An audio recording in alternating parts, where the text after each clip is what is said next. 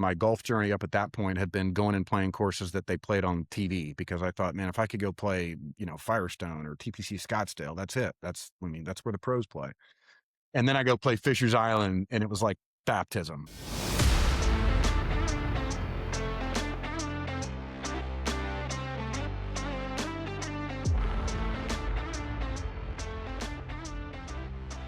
Ladies and gentlemen, welcome to another episode of the Whole Story Podcast. Jonathan, we just had an incredible conversation that everybody is about to hear with Philip Turturro, who has built a golf course in his backyard. I know I could see the gears turning because this is something you have talked about. I know you say I can hit 70, 80-yard wedge shots in a little section of your yard, but this has to be goals, right? Like, one, to do what he's done, but I got to stop and say, Philip's awesome. Like, right.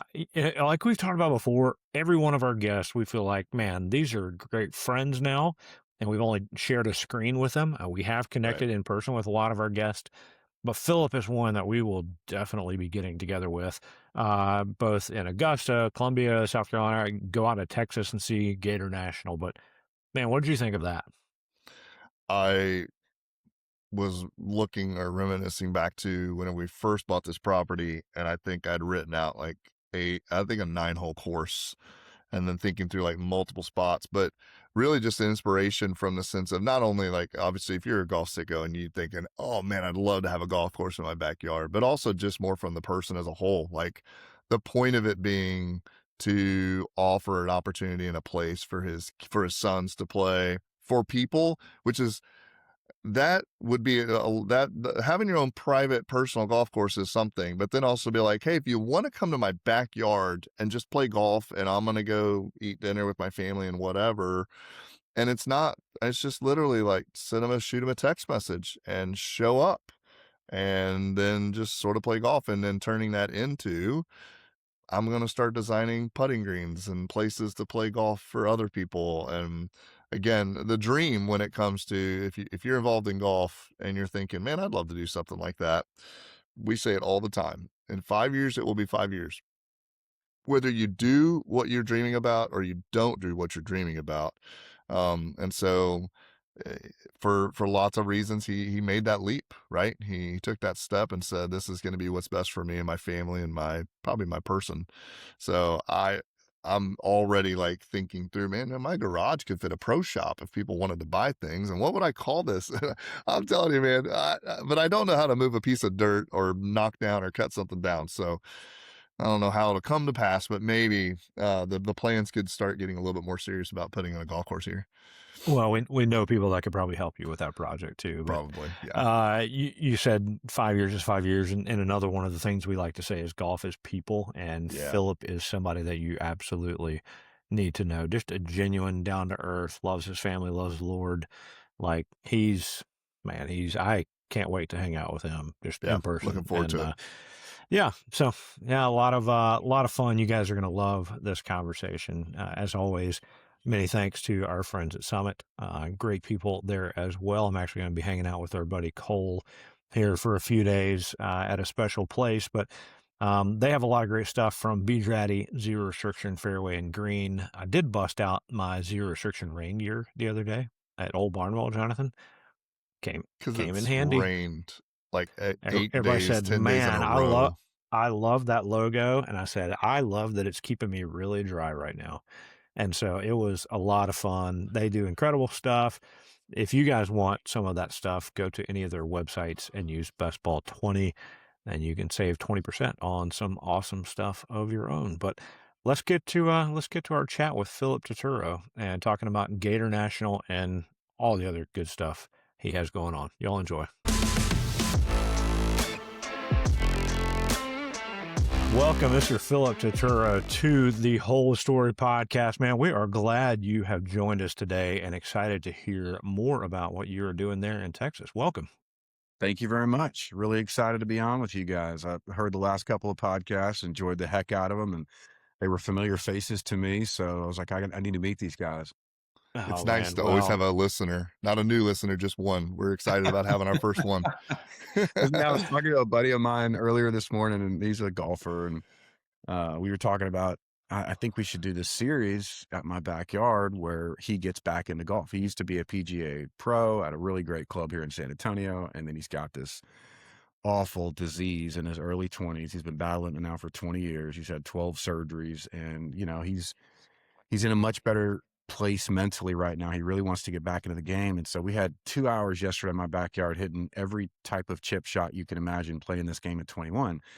And so this morning we were driving around running some errands, and he goes, and I told him, I said, I got this idea. We should do a series in my backyard where we get you back into golf, because he's getting back into it. And he goes, I don't know, man. You see these stats about all these podcasts and how many of them fail. And I go, no. This isn't a pass fail. This That's is right. just fun, and it's a That's great right. story, and I've got a backyard daggone golf course. Like, if one person, like you just said, if one person watches it, Jonathan, it'll be cool. That's right. Well, that's what from the very beginning, Jonathan and I said we were going to do this as long as we're having fun, and we're 160, 70 episodes into Yeah. this thing, and having a blast, producing other podcasts, doing a lot of fun stuff, and it allows us to meet people like you. You mentioned you had just heard a couple of them with Brian Ross and I think Troy Miller, a couple Yeah, golf sure. architects, and you've done some work with them and just communicated with them and others like Colton Craig and their team. And so it's really cool. We talk about all the time. Like we need to put up one of those like maps on the wall, like how we got connected to different people. And golf is just the best in that way. So it is, Philip, it's an honor to have you on today to hear what you are doing. But before we get into Gator National and that Mhm. cool stuff, like we want your backstory. Like when did golf become a thing for you? Yeah, my dad played, growing up in Florida. He was an Italian from Queens, New York, and they all retire in Florida, and so he played a little bit in high school and then went to the University of Florida. That's the Gator connection. I think he played early on when he was like maybe a freshman or sophomore. But then his life direction changed greatly. He ended up going to seminary after getting his degree from Florida, became a preacher. The whole reason why we live in Texas is because of this tiny little Christian school that my dad's a part of. So I started playing, I think about the age of 12. There was this tiny driving range and par three 9-hole course a mile and a half from our house. And I'll never forget teeing up my dad's power built, persimmon drivers and his Wilson blades for the first time and carrying his 170-pound bag around that par three 9 holes, thinking this is the greatest thing ever. And I played with my best friend in the whole world, who I grew up with, since I was 3 years old. It was the first time either one of us had ever played, and so we both kind of fell in love with it. 12 years old. But my dad had, his passion for golf was back burner. He was a servant. He was a giver. He was a teacher. And so golf became very, very secondary to him. So I grew up playing the military courses. He was a lieutenant colonel in the Army and played the Muni courses. They were $6 to play the Munis. If you had a putt guard, it was $3 to play all the military courses. And, growing up in San Antonio, there's a lot of military courses. So had a bunch to choose from. And so it's funny. I got a great job when I was 16 at the Rolling Oaks driving range, and it was the best in the world because I went to this tiny Christian school, had great parents. I'm used to speaking in public. I did that my entire life, and so they put me in the golf shop. They put a golf shirt on me, and I got to like ring up buckets and watch golf all day. And all the other kids my age were out picking the range, and so I thought, man, this is the best job ever, and it was. And I saved up my own money and I bought my very first set of golf clubs from Joe Caruso, legendary teaching pro here in San Antonio. And he sold me a Callaway Great Big Bertha driver, 3-wood, 5-wood, and Ping ISI beryllium irons. And it was the first set of real clubs that I had. I was still playing my dad's Wilsons and persimmons. And growing up playing in these golf tournaments, it was embarrassing, because everybody had Ping Zings and they had Great Big Berthas and they all had hoofer bags. And I mean, I was hoofing it in a staff bag with old clubs. And so I bought these clubs from Joe and I thought, this is it. And they were stolen out of my garage a week after I bought them for $1,900, which was every dollar I had. And I quit golf until I was probably 21 years old. So there was about a 5-year window where golf hurt. It wasn't a positive thing for me. Well, you're about the same age we are. So whenever you're 16, $1,900 is also a car. Like that was a good used vehicle back in early mid 90s. It's funny you say that, Jonathan, because the next thing I did was I saved up enough money to buy my dad's 1991 Honda Civic hatchback. And I Perfect. gave my dad 4,000 American dollars That's in right. 1995 or 1996 to buy his hatchback cash. So yeah, and at that point it was my girlfriend, and trying to get through high school. Golf I had kind of given up when I had my club stolen. Was it But the then manual? I got into business. I started selling mobile homes when I was real young. I didn't go to college. I got right into mobile home sales, and I got my first promotion was in Victoria, Texas, which is just not the Down by best. the border, right? Oh yeah, it's just not a great place, but it's a great Yeah. place to sell mobile homes. And I went and played this country club called Colony Creek, and I took my bride, my wife, and we played 9 holes, and I hit it all over the absolute planet. Quit after 9, but that was my bridge back into golf at like 21 years old.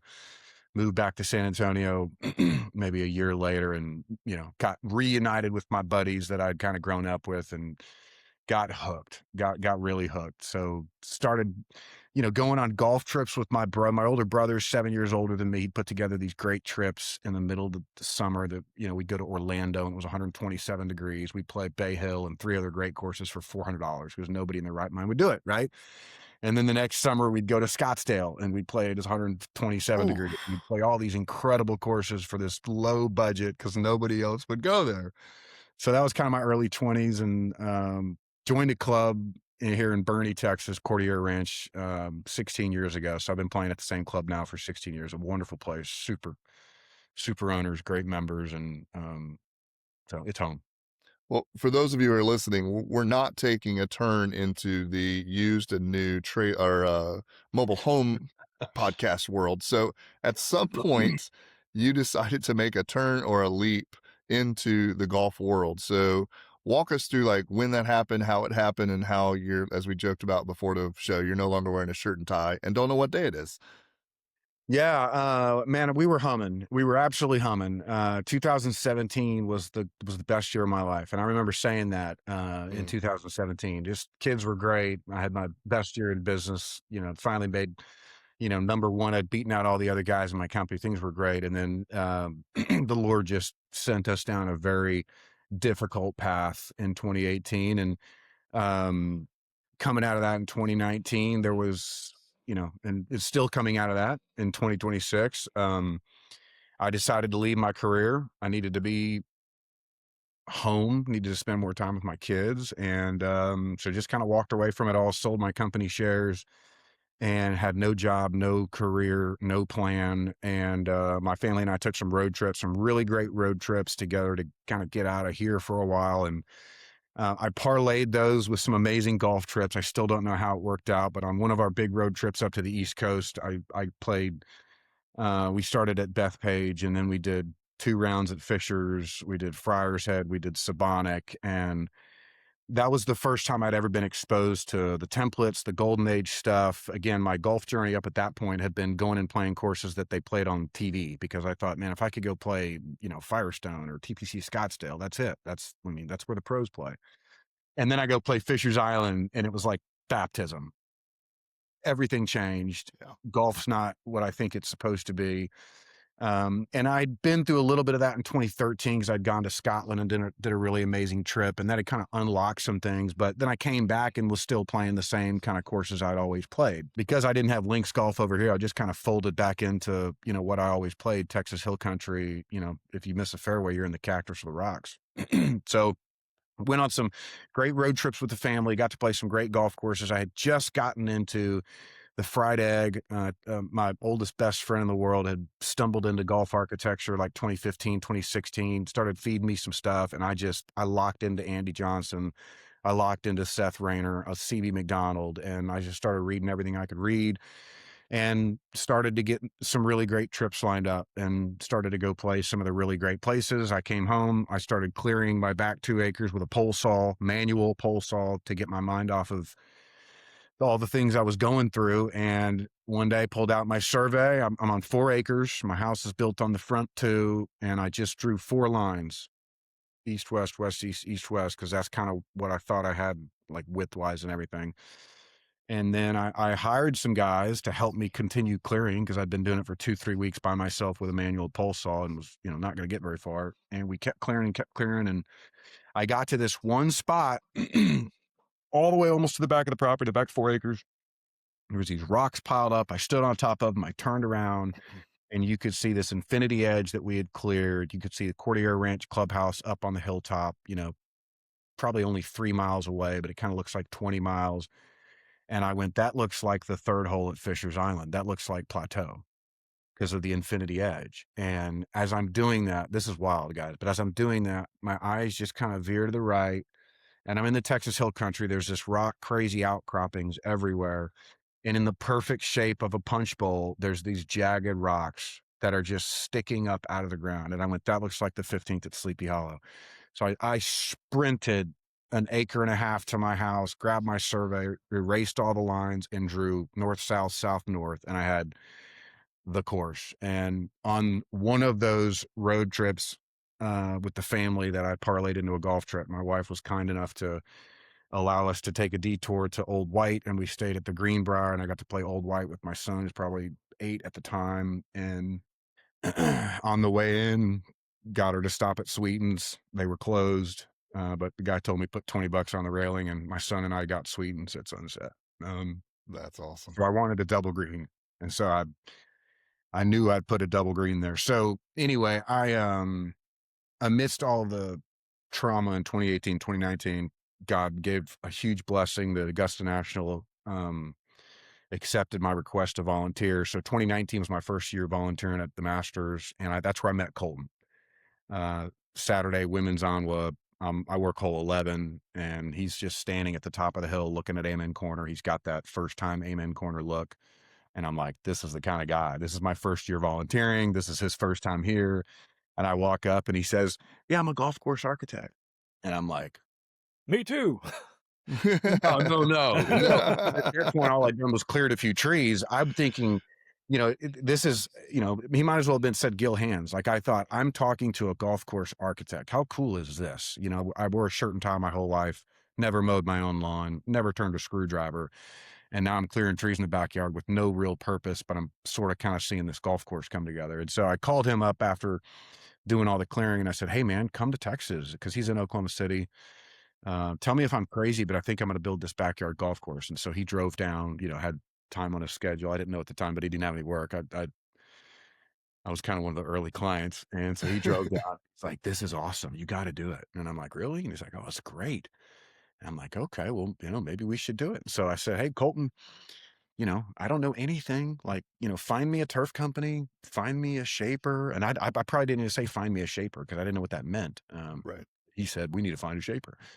And so he had just started collaborating with Brian Ross, who had just gotten started. I mean, just gotten started. He was living in Austin at the time. And so Brian comes down for 3 weeks. I rented a Bobcat, and he brought in 250 yards of base and shaped out my punch bowl, my double plateau, which looks like the 9th at Fisher's, and my little square plateau green. So Colton found him, and then Colton found the right turf company that, built greens that you could hit shots to, because these are 80-yard shots, and I wanted it to be real golf. And so found an incredibly great turf product that holds shots, and you can hit 85-yard shots on my greens and the ball stops. And so it's really cool. And last minute on the golf course, Brian and Colton were like, you got to put grass down. Because I was just going to be target greens and tee boxes with just native cactus. And I mean, it's rocky and it's rough. And I don't have irrigation up there, and I have a water well. We don't have great water. Like they're not real deep wells. And so he convinced me to put down this Tiff Tuff as just to like at least have some ground cover. It'll die, but at least you won't be walking on cactus. And, as soon as you put it down, you start thinking, well, it looks pretty, I'd like it to stay pretty, and the greens are pretty. And so then it became, now I'm watering the grass every single day. I'm, learning about real mowers. And now I spend 80% of my time delightfully and happily mowing and taking care of the real grass, and 20% of my time hosting people to hit shots on the turf greens. That's really cool. And I read the article that you sent in Golfer's Journal, have it as well, but pulled it up and read it about, I guess Colton wrote the thing talking about your putting course. It's not putt-putt, it's a putting course. So was that originally a part of the plan, or was that kind of an add-on? So no, the putting course that we did at San Pedro, which is an amazing par 3 here in San Antonio, they get 68,000 rounds a year. They've got a huge driving range. the pro I mentioned earlier, Joe Caruso, is now the teaching pro there, and he's got an amazing kids program. I did a small job for one of the guys that kind of runs that, and he called me one day and said, "Hey, we've got this tiny little putting green that we need to redo. It's just flat and there's nothing to it." And so I went out there, and there it was. It was flat, just turf, no grade. Everything kind of falls one way, laid on concrete. And I was like, "Yeah, we'll do it." And then I looked over, and there was this, basically it turned out to be another 7,000 square feet of unusable ground because they had these beautiful oak trees. No sunlight gets through. You can't grow grass. Never rains here anyway. And so I said, "Well, why don't we just expand this and do, a putting course?" And so I did this silly little design from the sky where it looks like the face of a dog, like it's the profile of a dog, and the nose and the mouth are these green mounds that you hit around. And I think that was like, oh, okay, well, that could be cool. And so they gave me the green light to design completely on my own this 18-hole course, and it's all templates because everything I see templates. I try not to be repetitive, but um, I don't know. I love that kind of stuff. So I know Tom Coyne. I got to go visit Sullivan Nice. back in 2023 before they started any work on it. Colton, on a trip that we did to Sleepy and some other places. We went over there and played 9 holes with Tom. Had an incredible time. Sat on the patio the next day, and it rained for several hours. And we talked to locals and smoked and drank and just talked about public golf. And here I am. I've got this backyard golf course, literally a home course, and Tom's about to revitalize this course and write a book called A Course Called Home. And so that was really special. And so Tom and I have kept up, and, obviously Colton joining forces with him is super cool. And Colton's helped me with a lot of design and drawing different greens that we've done in some really cool projects. So, and Brian has too. Brian and Colton are my go-tos when I need, specific drawings and stuff. And obviously their careers have taken off, which has been like one of the coolest fulfillments, seeing both those guys just kill it now. So it's good stuff. Yeah. I love the story. I love the template hole idea. And yeah, great article. If you haven't read it, Jonathan, And so the you, idea behind it's not putt putt. Were y'all golfers yeah, as kids? it's a putting course. Yeah. Yeah, putt putt is like bumper bowling. Everything's Right. self-contained. Everything Right. feeds back to the hole.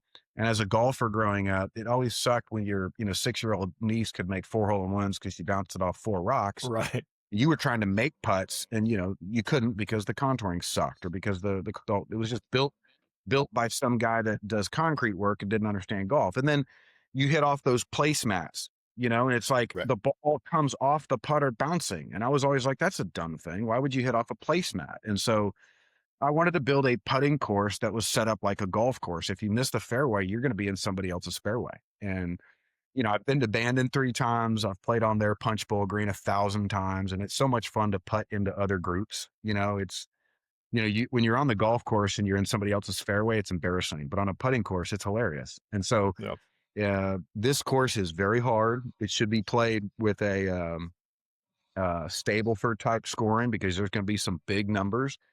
But the benefit of that is this: when you go play putt putt, the idea should be that you should try to make putts, and I think avoid 3 putts. So I told the guys when we built it, I think you do Stableford scoring.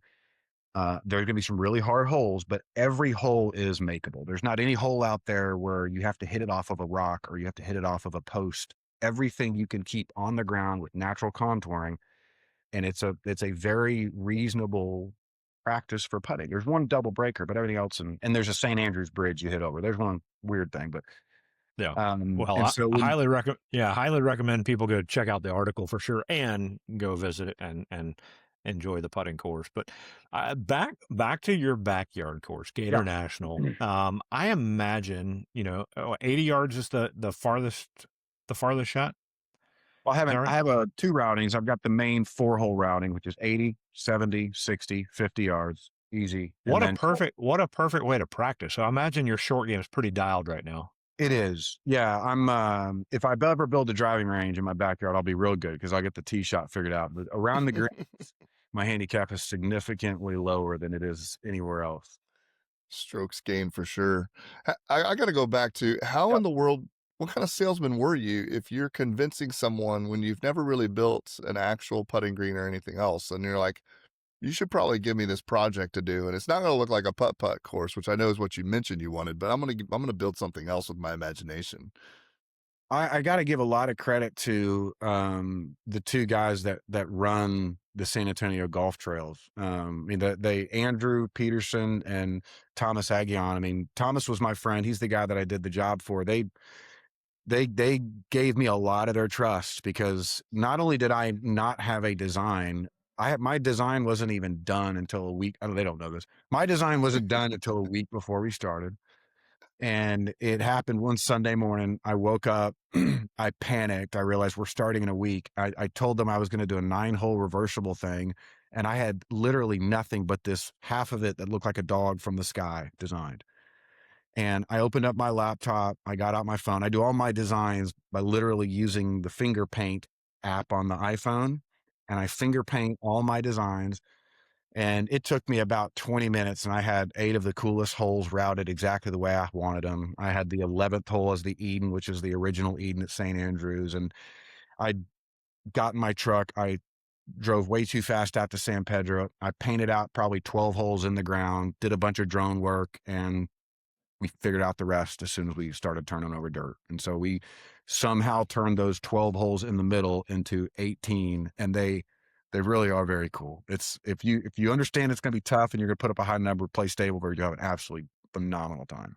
Well, unfortunately, finger paint on your iPhone directly goes to CAD, so it's really not that difficult to get those plans into a readable source, right? As soon as I learn how to do CAD, I'm going to learn how to do that. No, we literally we go out and we dig it out of the dirt Yeah. 1 inch at a time, and it's scary because when I first started doing it, we made a lot of mistakes, obviously, when you don't know what you're doing. But you know, we've learned, and now it's incredibly fun to start with a blank slate and to say we're going to build something. And it's great for you know, when you have 5 or 6 guys that work for you and they feel like they're constantly looking to you with what to do. It's great to let them go shape something out, and you come to it and say that's better than what I was going to do. Leave it, and you know, That's awesome. they love that. So if you have plans, they feel like they have to stick exactly to the plans. And listen, plans are great, but they oftentimes need to be modified. So Yeah. I'd rather dig it, build it right up out of the ground, let it be organic, let the owner make decisions, let the owner make calls,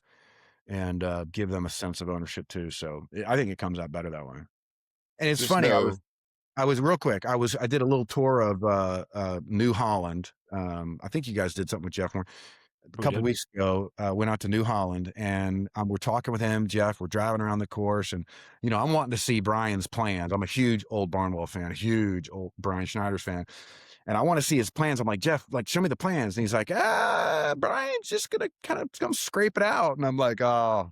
Whereas I want to see the plans. I love that. Like, Brian's literally out there just designing it as he goes, and that is the coolest thing. just know that my wife may or may not be happy with you about a year from now, because I've got about 5 to 10 acres probably where I could put Oh, can't together wait. a backyard putting green slash holes and then turn that Jonathan, into a. have you ever used a pole saw though? No, listen, I'm the same way. Like, I don't know how to turn a screwdriver. I don't know how to run. Like, I'm not allowed to touch heavy equipment. I'm allowed to use a drill. That's the extent of someone lets me do stuff with. So I feel like this is a rebirth of me. I need a 4th or 5th job anyway. So we might as When I well. was 18, I looked my dad square in the eye and I said, Dad, I will never mow my own lawn. I was Oh, so tired of mowing his lawn. I just said, yeah, I'm going to make enough money in this life where I can pay somebody to mow my own that's lawn. right. And from the age of, I bought my first house when I was 21. I owned a lot of houses. I had never mowed my own lawn. And now I mow my lawn every other day, sometimes back to back. And sometimes I'll mow it in the morning and then I'll mow it in the evening. And it's one it, of my favorite things in the world. So it is the 100% reason why I will never actually build a golf course that requires grass. Because there's nothing that I despise worse. There's no sense of completion for me. Like, whenever something's done, like you probably get done with, you turn around, you're like, man, that looks good. And the only thing that runs through my head is that stupid grass is going to grow again. That's the only thing that goes through my head whenever someone has to mow a lawn. So now the artificial turf stuff, maybe we can work that out. Give myself some green shots, and we can talk about how that old are you, offline. Jonathan? Same age as you. I'm 40. I'm 46. Okay. Well, I'm telling you, I would have never believed that I would have ever mow my own lawn, let alone enjoy it. So life No, takes us different directions. You Jonathan, never know. in 5 years, it'll be 5 years. So you better hurry up and get on one of the golf courses. don't put that juju on me. I don't want anything to That's do your with quote. mowing. I know, but I know in 5 years, I am 100% sold on the idea that I should probably figure out how to put at least 4 different greens on my property in some pretty cool spots. The aspect of mowing grass is not what I'm interested in. If I do that, I'll go buy one of those robo grass mowers, and then I can just like map it out and it can mow the grass for me and I don't have to do it. So Have There you you go. guys had Steven Edwards on yet? yeah, Yeah. From up old, there, yeah. Twilight So Golf. yeah, and so that I had him out, or he was doing some tournament deal at Briggs Ranch or something a couple weeks ago, and I had him brought him out because obviously there's a lot of through lines there with Colton and all that. But you know, so the backstory or the way to kind of wrap up the Gator National thing is it's open to the public. It's been open ever since we built it. It's the idea was that dads would bring their kids, and the backstory and the what we went through led to a couple of things, but one of them was I wanted dads to be able to have a great place where they could have fun with their young sons, teach them golf, teach them the way Harvey Penick taught, Tom and Ben, getting the ball in the hole and working your way out, short game stuff, in an environment where the dad wasn't stressed out. Raising my sons at a country club, I did life wrong in a lot of ways on the golf course. You don't want your kids holding guys up. You don't want them yelling. You don't want them being loud. And you end up spending more time being anxious and stressed out about how your boys are acting than are you enjoying and investing in them. And so for me, it was like, I think golf can be a lot like church for kids where it's no run, no fun. Yeah. And that's what church was like for me growing up. And I didn't want to go because it was no run, no fun. And I think golf should be for kids, run around, have fun, have a great time, just like learning about Jesus. You do it outside with the butterflies and they're gonna maybe one day want to go to church, but you start there and then you work them into golf. And even Tom Coyne, he said something incredible in the book, A Course Called Home, that just came out. He said something to the effect of, growing the game really probably is more about shrinking it, like making golf affordable. That's shrinking it. Making golf courses that are smaller that kids want to play at, that's shrinking it. Yeah. All of those things, the patch in Augusta, Georgia is shrinking it, but it's making it way bigger and way better. And so, here in Troy and talking about the short courses and how, he sees more and more of those. And that's just going to continue to happen because we don't have as much time as we used to. We certainly don't have as much money as we used to for green fees. And it really is healthier for kids and families to be in places they can have their shirt untucked and keep the golf weirdos and sickos where they have to have their shirts tucked in, so they don't have to deal with it, right? And at some point, if those kids want to graduate and do golf a different way, they can, but get them into it where they really enjoy it. I love it. Well Our said. buddy Grant Holly is taking his kids. He's out in California. I think he's coming to the East Coast, and he's been like, "Oh, I heard you guys talking about this podcast or this place to go to. I'm gonna check that off." So he's kind of built out like a track. And you mentioned Old Barnwell, their kids' course, and Oh gosh, so but good. yeah, I mean, stuff like what you're doing, it's perfect for the game. Somebody told me with my kids, so I got a son and a daughter. They're 21 and 18 now, and somebody said, whatever you do, if you want them to like golf, let them have fun, and whether Mm, that's driving the cart, playing in the bunker, maybe hitting a shot, who cares? Just whatever, having a snack. That way, they associate. Kind of like you talking about church, like they associate going to the golf course with fun and not, oh man, mom or dad's gonna make me putt 1,000 times or something like that's that. right. So my kids love it, and they still love getting out and playing with me, which is fun for me. So I love what you're doing in that My regard. son's 16. He doesn't get as much enjoyment as he used to about turtles on a golf course, but he still delights in seeing turtles on a golf course. And ever since he was 2, he's been on golf courses with me. And it was really difficult at times when I was trying to keep my good round going to stop and look at the daggum turtles. And I was wrong, should have done that more. And Gator National is a place where you can be whoever you want to be, run around, yell. We got deer all over the place. It's a really special place. I hope anybody that's got kids will come check it out because they'll absolutely love it. What is that like having people just show up to your backyard to play golf? They got to call and set up a tee time, or they just walk Yeah. around the house and just show up? Yeah, I mean, I typically they, message me through Twitter or Instagram, and I make sure they're not a serial killer and exchange numbers. And I don't have a gate at my house, but there is a security at the front of the neighborhood. So as long as we get through that checkpoint, they can come and play as long as they want. We have people playing while we're having dinner, but it's far enough behind the house and above the house where we don't see what's going on and they don't see us at the dinner table. But it's Well, great. We've got scorecards, we got it all. We got pencils. You can buy merch. I don't try to sell it because at some point it might need to make money to keep it going, but I'm trying to not have it be a money thing. But I got logoed stuff if you want to get logo stuff. So Is the pro well, shop in your kitchen? pretty much. Well, Pretty it's in much. the kitchen at one point, then it's in the study for packaging, and then it moves on to kind of moves around the house. let's pretend we needed to convince somebody needed to convince their wife that this was a good idea and they needed to build this in their backyard. Do you mind if I ask how much, like, per hole? Because I know designing it and moving dirt and stuff like that, I've got friends who know how to move dirt, but at some point you got to buy the turf that can receive the balls. Yeah. So what does that look like? Well, yeah, there's not a lot of turf companies out there that Right.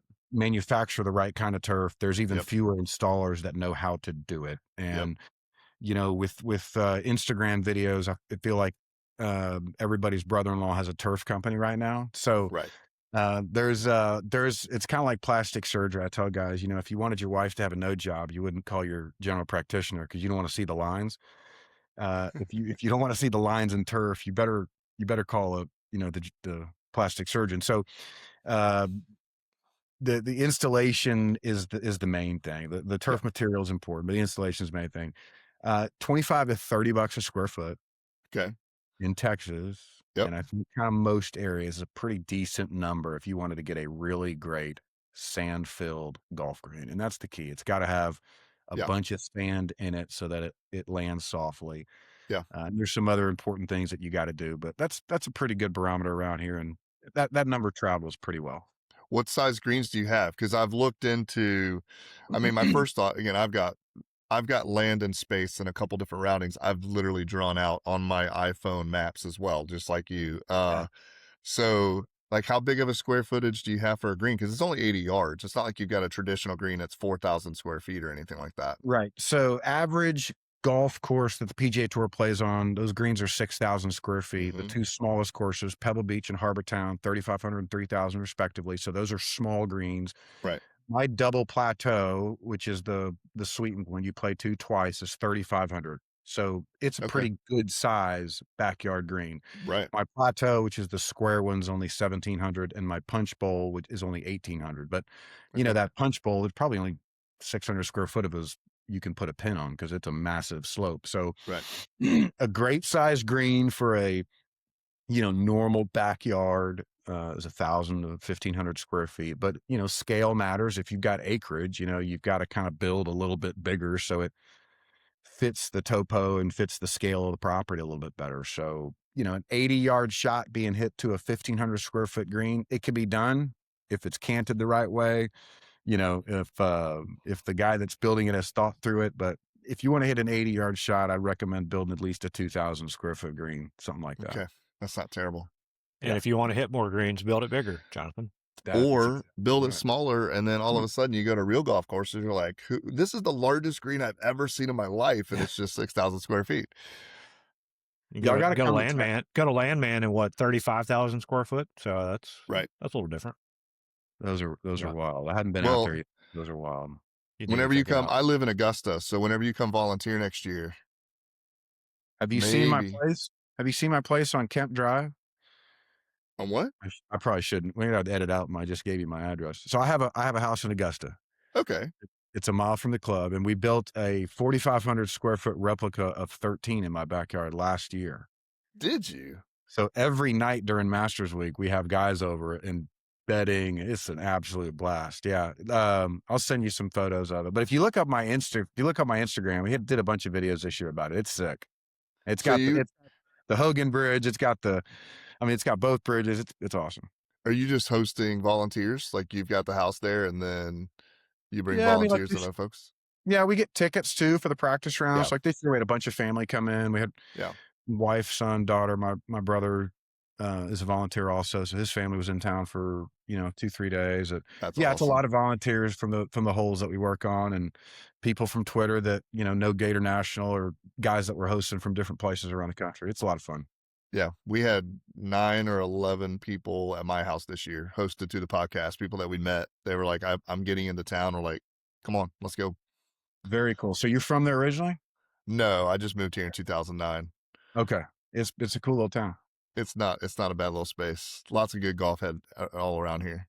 Yeah, I've done Old Barnwell a few times. Well, Tree Farm. I've done most of them. It's really good. It's only getting better. I agree. I'm up in Columbia, so I'll come visit you guys. Y'all both need to come to Texas. Have y'all ever heard of Cordillera Ranch? I haven't. Oh, from you, yeah. Okay. Yeah, it's in Bernie, which is just north of San Antonio. Really great course in Texas, and then We'll do a best ball road trip. Come see you. yeah, you can stay. I got a casita on my property, and you have a backyard short course that you can go play morning and evening. So you guys would absolutely have it. I may turn it into a golf destination spot at some point because it would work. That'd be awesome. We'll definitely do that.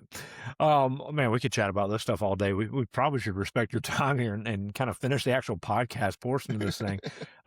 One question, Philip, that we ask all our guests, and I don't know, maybe we ask this 2 ways. Yeah, we want to know the story of your most memorable golf shot, but I got to ask 2 ways at Gator National, and then just in general outside of Gator National. What's the story of your most memorable golf shots? At Gator National, most memorable golf shot. Well, I still hold the course record of 4 under on the 4-hole routing. I birdied all 4 probably a month or 2 months after I built it, and one of my nemesises from the club was playing with me, so that was amazing. I have that scorecard right next to my mirror. My most memorable golf shot would be, so as a volunteer, I get to play the National, and my first year in 2019 on 18, I hit an incredible drive. I'd cleared the bunkers down the left side. There was plenty of room over there, and I had 110 yards in. The pin was Sunday, and I hit my 52 to the back hill. The 4 caddies standing up on the hill, and I knew I hit it good, and that's the perfect club for that number. But he didn't motion. He didn't do anything to say anything. He's just like positioned very solemnly, looking at where I think the ball is. And my playing partner he's like, where is it? And I don't know. I'm holding my finish, I'm trying to hold my forever. And he's like, and I remember he goes, I give up. And he pulls his club out of the bag and starts walking to his ball. And I'm still watching the caddy. It felt like a minute and a half. And all of a sudden he goes like that. Wow. Wow. So I hit it on 18 to 6 inches and birdied 18 at the National the first time I played it. So Did it just take that long to trickle down next to the hole? Like he didn't want to. I mean, if you've been there, that hill is so tall. And Right. I think I was amped up. I think I juiced it way up the hill. I think I got it all the way up there, and it just took a long time. And maybe not. Maybe I was just living in this moment where it felt like eternity, but Right. it felt like I was standing there for a minute and a half waiting for him to signal. It was 15 seconds. Yeah, exactly. That's awesome. Man, that's anytime not too you bad can say, shots. anytime you can say, well, my most memorable shots at Augusta National, like that Right. trumps so many other stories. So it could have been And whatever. my backyard. And in my backyard, yes. And my backyard. Been fortunate in that regard for sure. So Absolutely. Well, we go another little thing we call the quick 9, just a little back and forth here. I'm assuming this is going to be the answer. What is the favorite course that you've ever played? Fisher's Island Really? will be where my wife spreads my ashes. Yeah. Wow. I wouldn't have Gator National without Fisher's Island. I wouldn't be designing golf greens without Fisher's Island. It's a pretty tall ask to get there, and the way it came about was just like it was too easy the way it came about. And it's the Cypress Point of the East Coast, and as an Italian with dad from Queens, New York, I'm all East Coast. So Long Island's my favorite place to golf. Been fortunate to play a lot of those up there, and Augusta National is pretty high up there, Right. Like you obviously, just but dismissed. you have to try to parse out the Masters. I mean, you have to Yeah. try to parse out the Masters, even when comparing it to a course like Peachtree. Peachtree is every bit as good of a golf course as Augusta National. It is every bit as good. And if the temperatures weren't so cold in Augusta, they wouldn't have switched the nines. And who knows what the Masters tournament would be, because Mackenzie was wrong. Mackenzie wanted to have the second nine first. And so that golf course becoming this epic tournament golf course was almost by accident. I mean, Mother Nature's what caused it. And so you go play Peachtree, you walk around that property and you feel the most intimate setting, camaraderie with every other golfer on the course. You never feel like you're further than 400 yards away from anybody. You can do 360-degree turns in 5 different places and just see golf green, golf green, golf green.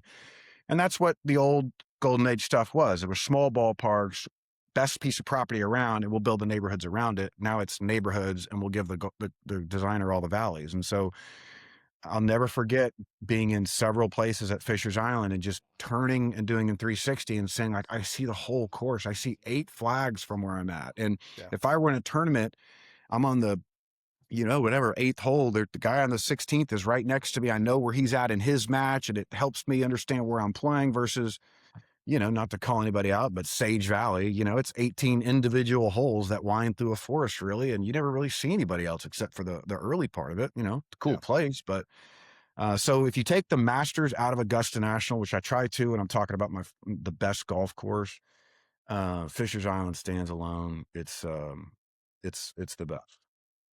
Well, you have listed a lot of courses that are all on our bucket list, including Gator National is on the bucket list now for sure. What course is at the top of your bucket list? Cypress is at the top, and it'll happen. It's my The Fisher's Island of the West Coast. Yeah, and I would say this, like when I started playing great golf courses, my goal was to play all the Mick Rayners, right? I just want to play everything McDonald did and everything Rayner did. I don't have a desire to play the top 100, or I'm not trying to peg that. I just want to play all those. So, Cypress is on the top of my bucket list because obviously it's Cypress and it's a pretty tall ask. But, if somebody called me and said, you could play Cypress tomorrow, you could play Chicago Golf Club tomorrow, and I've played Chicago, I'd have a really hard time turning down Chicago to go play Cypress. Like I just, Wow. the things that my eyes see when I see golf they're angular, they're square, they're linear, and they're sticking up out of the ground. They're bold. So it's not that I don't love Mackenzie courses, and obviously they're great, but I think Cypress is the one I have to say that's the bucket list one. All right. What is your favorite course that no one knows about? People are hearing about it, but Sullivan County. Y'all familiar with the Sullivan County story? Oh yeah. Okay, so We've had Tom on. Sullivan County is up there, very special.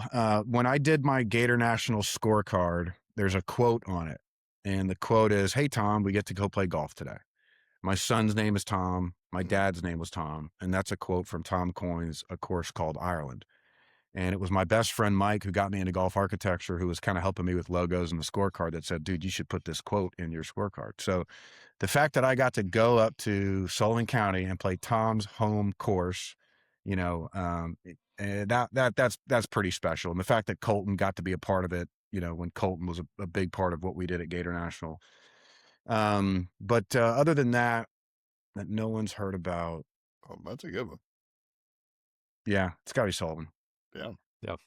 And I'm going back and taking my son for the first time, June 30th, taking him up there to play. And we're going to get to go play one more special one with him. So I'm excited about that trip. That's awesome. Yeah. All right. Well, this probably will answer part of this next question, but who's in your dream foursome? Oh boy. It'd have to be a 5-some. It'd be my dad, my brother, my 2 sons. Perfect. Good It's your dream. You can do whatever you want. Yeah. And it's probably at his golf course, so he can literally just do whatever he wants. Yeah. If I had to pick pros, it'd probably be Hogan, Woods, and I don't know, maybe Bobby Locke. See the greatest putter that ever putted. Come try out your putting course. There you go.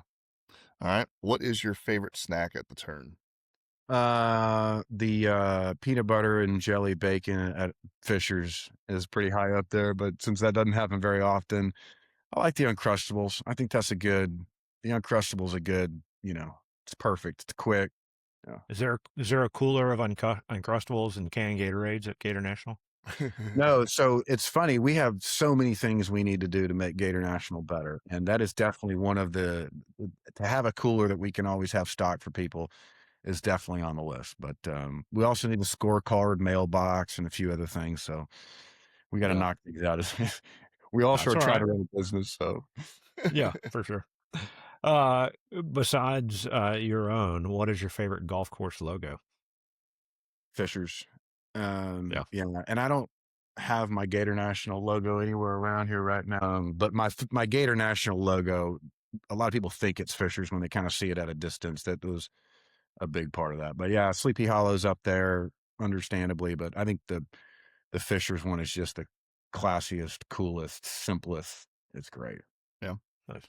In all your travels, all the golf courses, what has been your favorite pro shop purchase?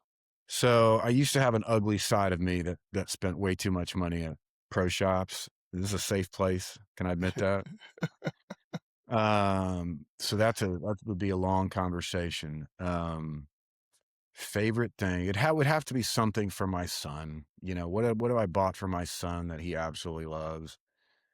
Uh, I asked him the other day, I said, "What's the best golf course you've ever played, Tommy?" And he said, "Augusta Country Club." I took him to Augusta when we built our golf green and got him around out there, and he was like, "Oh, I love that place." And so I think the shirt that I bought him at Augusta Country Club, probably the favorite thing I ever bought. He loves it. Yeah, not a bad club too.